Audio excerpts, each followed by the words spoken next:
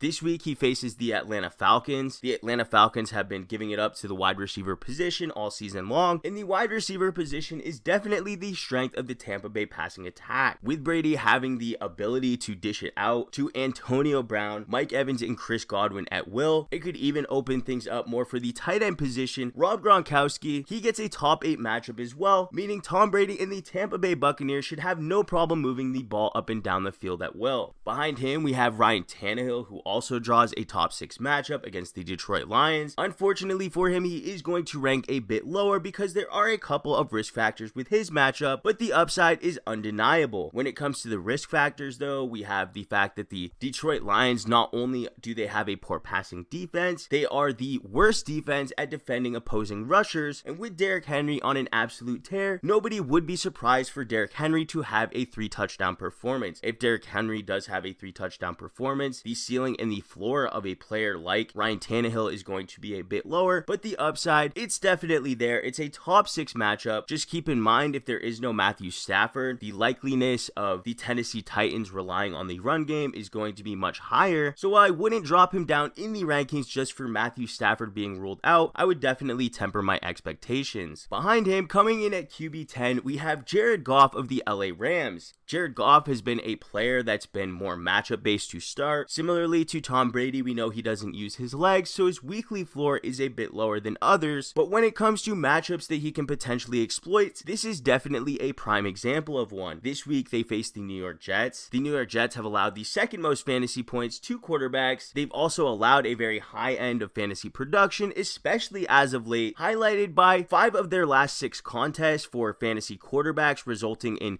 23 plus fantasy points. The low through that span was still 19 fantasy points. That was against the Miami Dolphins, and the other quarterbacks that have torn apart this defense through that span, we're talking quarterbacks like Derek Carr and Cam Newton. Jared Goff, with all the tools at his disposal, can easily get it done against this defense. They're very poor at defending wide receivers, so Robert Woods, Cooper Kupp can get it done, and we already highlighted how we believe Tyler Higbee could be a potential streaming option because the New York Jets are the weakest team at defending opposing tight ends. The final quarterback we have is Phillip Rivers coming in at the QB 12. Once again, a reminder that we don't have Derek Carr or Justin Herbert on this list, so Phillip Rivers, he may get a bump outside of the top 12, but take a look at our free rankings in the link in the description to confirm that. When it comes to Rivers this week, he really finds himself in a position where he's been trending up to his highest point of the season. He's also facing one of the weakest defenses he's had in this stretch of time, and he's had the luxury of facing this defense a mere 2 weeks ago and having a lot of success in doing so. T.Y. Hilton's been on an absolute tear. They'll be looking to continue that magic against Houston, in which they will be playing at home in a game with a very respectable total coming in at 51 points. Now, the Indianapolis Colts are 7-point favorites,